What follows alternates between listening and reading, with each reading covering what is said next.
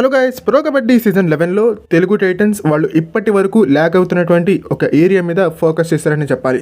Pro kabaddi season 11 ఆప్షన్కి ముందుగా Telugu Titans తీసుకున్నటువంటి నలుగురు ఎన్వైపీస్లో ఇద్దరు లెఫ్ట్ రైడర్సే. ప్రధానంగా గత 2 సీజన్లుగా లెఫ్ట్ రైడర్స్ లేక తెలుగు టైటన్స్ స్ట్రగుల్ అవుతుంది.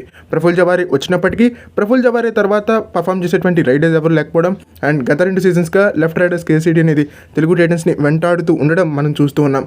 బట్ ఈ సీజన్లో Telugu Titans pro kabaddi season 11 ఆప్షన్కి ముందుగా ఇద్దరు యంగ్ రైడర్స్ని, ఇద్దరు లెఫ్ట్ రైడర్స్ని ఎన్వైపీ కేటగిరీలో సైన్ చేయడం జరిగింది. వాళ్ళే రోహిత్ రాఠీ అండ్ నితిన్ రావల్. రోహిత్ రాఠీ యువ కబడ్డీ సిరీస్లో టాప్ రైడర్గా ఉన్నాడు ఒక ఎడిషన్కి. సో ఖచ్చితంగా ఒక బెటర్ పర్ఫార్మెన్స్ని తెలుగు టైటన్స్కి ఈ యంగ్స్టర్ నుంచి మనం ఎక్స్పెక్ట్ చేయొచ్చు.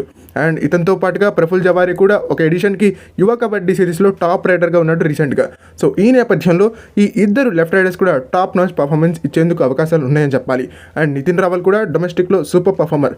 సో ఈ నేపథ్యంలో ఎప్పటి నుంచో వాళ్ళకి ఎదురవుతున్నటువంటి 2 కన్సర్న్స్ని క్లియర్ చేసుకుంది తెలుగు టైటన్స్. అందులో మొట్టమొదటిది left rider concern and second concern వచ్చేసరికి సరైనటువంటి సెకండ్ రైడర్స్ లేకపోవడం. సో ఈ 2 కన్సర్న్స్కి జవాబునిచ్చింది తెలుగు టైటన్స్.